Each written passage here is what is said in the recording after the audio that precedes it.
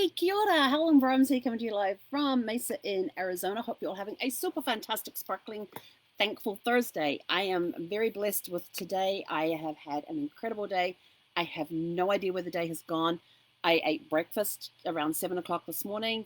I had a quick, what is this thing? One of these things, a kind nut bar.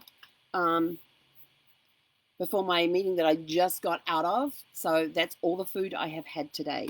I haven't had time for lunch. It has simply been um, basically one meeting after another, after another, after another. And it's been back to back to back. It's been a very busy day getting office stuff done today, getting the admin side of things done, making phone calls today. So it has been just constantly on the go. I think I've only gotten up from this seat like 3 times the entire day. Yes, it has been that bad with today. But I am thankful for it. I'm grateful for it. I was able to take time to get stuff done. And so I'm very grateful for that. I started the day off with connecting with somebody I haven't spoken to in 2 to 3 years. Great reconnection with my friend Heather. And and we got to catch up with each other, see where each other's at now, what we're doing. Um, we met at a networking event about 2 or 3 years ago, and had stayed in contact during that time, but we haven't had a chance to actually sit down and just say, almost like sit down with a cup of coffee and say, "Hey, how you doing? What's happening?" So after my morning training session, was straight on to that, um, and then after that one, it was into the phone calls, getting things sorted out. I had to call the main office to find out where my paperwork was for me to be able to stay through March 2nd, because they have name badges that they give you with the departure date on. And then they have tags that go on your vehicle. Um, so if you're got a driving vehicle, if you've got like a car or something, you've got those tags on there so they know when you come to the gate that yes, you're here, there's your site number, and there's the day of departure on there. So I needed new ones of those. Asked them about a propane delivery service. They gave me the name of a company that's about 5 miles down the road. So I called the company, told them, hey, I need my propane tank filled. This is where I'm staying. When can you come and deliver? And they're like, we can't. I'm like, excuse me? And apparently the Mesa fire code prevents the propane tanks from going into RV parks to pump propane gas into the RV tanks. So they are prevented. They still do delivery services around residential areas and that, but the code prevents them from doing it in an RV park.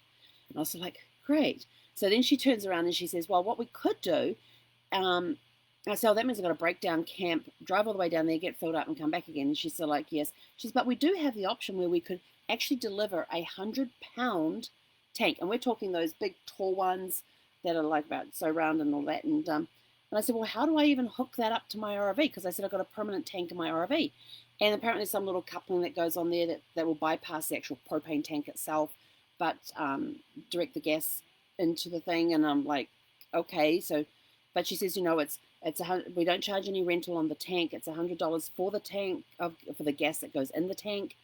Then it's so much for the 6-foot hose that you then attach to the tank and gets attached to your RV. Then you've got the price of the coupling that the hose gets attached to, the valve, so that so you can then draw gas into the thing. And then there's a service fee to hook it all together. And it was going to cost like about $180. And I'm sitting here, I'm thinking, and then she drops it and she turns around and says, but she says our first delivery date available for that is Monday, January the 18th. Of course, I go into Monday. Oh, I can survive 3 days. I can do 3 days, 3 nights on what propane I have left until Monday. And then she says, no, a week from Monday. I'm like, oh, my tank ain't gonna last that long. So and then I suddenly thought, well, and then I looked up on I have a little sticky here that tells me what size my different tanks are: my black tank, my gray tank, my propane tank, and my freshwater tank, and my gas tank. And so I went on there and had a look. I only have a 25-pound. No, I have a 25-gallon. Yeah, I have a 25-gallon tank in my RV. 100 gallons? That's a lot of gas. And I suddenly thought, I've only filled up the gas tank, the propane tank twice in my RV since I purchased it. And the last time I filled it up was in February, when I was at a campground. We didn't get down below zero. We didn't get down below 32 degrees that night, but a couple of nights later we did. And it was a cool trip across the US along the 10, where in the night the temperatures were dropping. So at that point I was using the from when I got it filled in February until now, I was basically during the cold nights that when it would get down below the 50s, I was had the heat to come on around 57. When it went below 57 degrees inside the RV, the heat would kick in. And of course, some nights were very cold. There were freeze warnings that we had in some campgrounds, and so the gas tank was going. So for the fact that it's lasted from February through to about when was it? When was the last time I used it? A month of every night up until about, it was beginning of February through to about mid-March, and then I was using it for cooking, and now I'm using it back on heat again. That 25-gallon tank has lasted that entire time, and they're talking 100-gallon. Yeah, that's just like way too much. There's no way I'm going to go through that much gas in the next 2 months. So now that I have all the paperwork finally got delivered to my RV, and now I have that, it's now got to pack up the RV in order to drive out of here, go get gas, and then come back in again. And I was like, oh my gosh, I've only got to go 5 miles down the road for a 15-minute fill on my thing. I've got to pack up everything inside the RV. So it's all in transport mode. And I'm sort of like thinking, oh my gosh, all that work. And then I said, I remembered, Zeffie is due to have her shots. So I wonder if there's a PetSmart with a Banfield attached to it near where I've got to go to get the gas. And if there is a PetSmart there, I wonder if they also have the grooming center, so I can go drop her off and say, okay, from the vet's office just to go have grooming or do the grooming and then the vet. I'm not sure which, probably vet than grooming. And then that's her tied up for about an hour and a half. And then I can go get the gas. Then I can go back to the PetSmart, drop her off first, go get the gas, come back to the PetSmart, and then I can sit quietly here in the RV, get all the work done while she's getting finished. They'll text me when she's finished, and then I go pick her up. So I thought maybe I could do that. So I'm trying to find things that I can do that will be near the thing, because it's going to take me, like I said, it's about 5 miles down the road. So I need to find things that I can do within that time frame where I don't have to have Zeffie with me, because she'll be taken care of, and I can go in and get things done and avoid the mask thing. And then today was also delivered a letter to all the RVs right now to say that there is 1 or more cases of COVID currently in the park, in the RV resort. And it's the first time that they've had anybody with COVID within the resort. So I thought, well, that's not bad if this is the first time they're sending out a letter of this type. But they've basically cancelled all group activities. Come here, babe. Come here. So they've cancelled all the group activities and all of that. They're closing down a lot of the public spaces that they have within the buildings, because usually they have small groups that will meet in some of their meeting rooms and things. Those have all been nope, not to do. So they're taking extra precautions, and they've stepped up. They already had a pretty rigorous cleaning program going on. They've stepped that up again, and just asking people to maintain social distancing, wear masks if you can't maintain social distancing, and all that sort of stuff. So like, okay, I'm by myself. That's okay. I can handle this.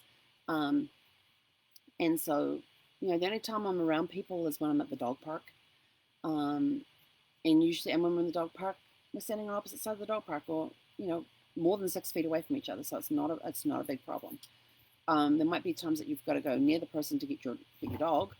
But most of the time you're staying away from a person. Now you want to play?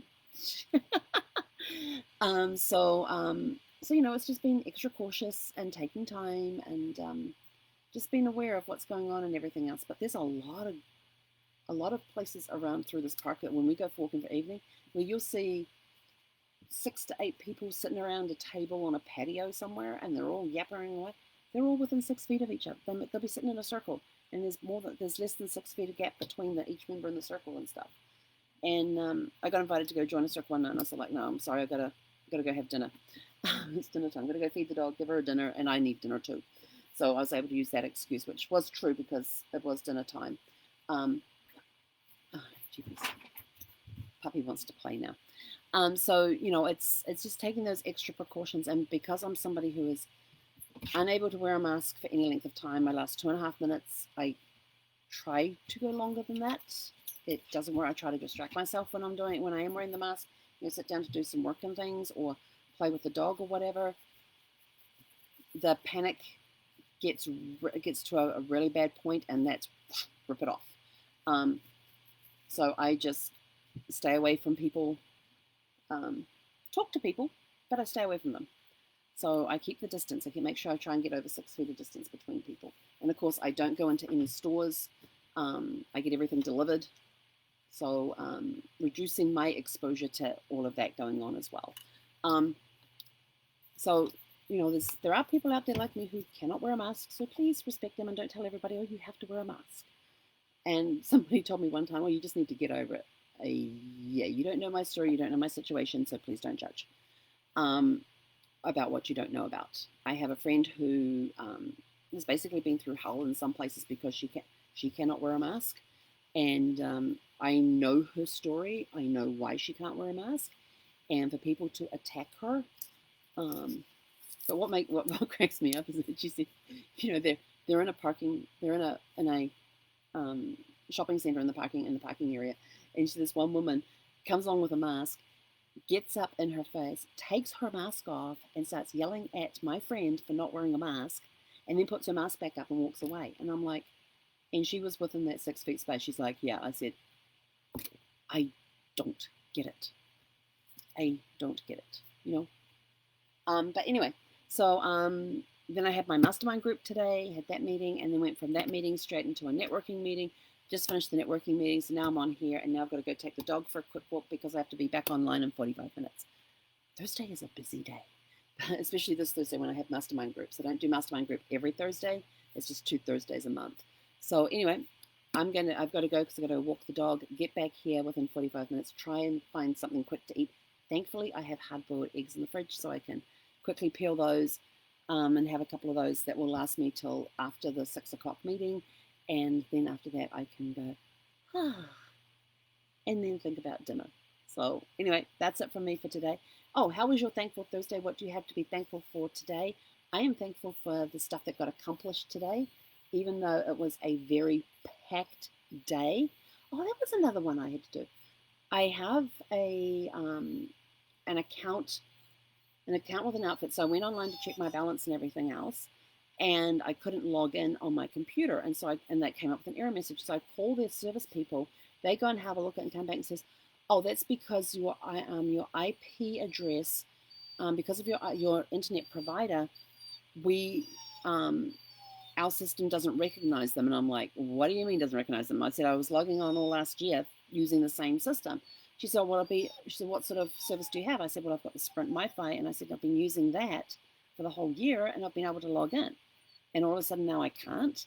And so for some reason, their system will not recognize my Sprint IP address that I have on my Wi-Fi. So I can't log in that way. But if I get my phone, I can log in that way. And I'm like, but my phone's connected to the same Wi-Fi device as the laptop is, but I can get through on the phone. Maybe because one's with Sprint and one's with AT&T. I don't know. And I said to her, but I also need to go and change this, and this on my account. She turns around and says, oh, well, you can only do that if you logged onto a computer. And I'm like, but you won't let me log onto my computer. And so it's like, it's one of those little moments where you want to just pull your hair out. But then I thought, maybe if I connect my computer to my phone and use my phone as the hotspot, I wonder if I can connect that way through the computer. So I'm going to try that later on this evening, and we'll see how we go. But so it's been one of those up and down type of days with what I can and cannot do, and but it's all good. It's all about learning and growing and moving through, and how quickly can you get off things that upset you. And sometimes you just need to go pick up your dog and have some cuddle time with the dog. And Zephyr actually knew that I desperately needed to have a hug today. I desperately needed a hug between my mastermind group and when I went on the networking call. And so I just went up to her and I says, Mum needs a hug. And I just bent down, picked her up. And normally she fights me when I pick her up. She just relaxed in my arms, gave me my hug. I sat down with her on my lap and had her head was up here. And she just snuggled in, and I was able to snuggle into her neck as well. And we just had a little cuddle time. And that was enough to bring me back down and put me back into the right frame of mind to go into the networking event. So I was very thankful today that I had Zephy with me to be able to get me back in that calm, to actually calm me back down, to give me that calmness that I needed and that at that point in time. So I'm thankful for Zephy. But today's all been about learning and growing and moving past things. So now I can release some stuff. Yes, it will get journaled about tonight, so it definitely gets out of the brain and I don't have to think about it anymore. And we'll be back to our normal super fantastic sparkling self tomorrow. So have a super fantastic sparkling rest of your Thankful Thursday, and we will catch you all tomorrow for Fun Friday. And remember, it's all about fun in 2021. Hey, Conera.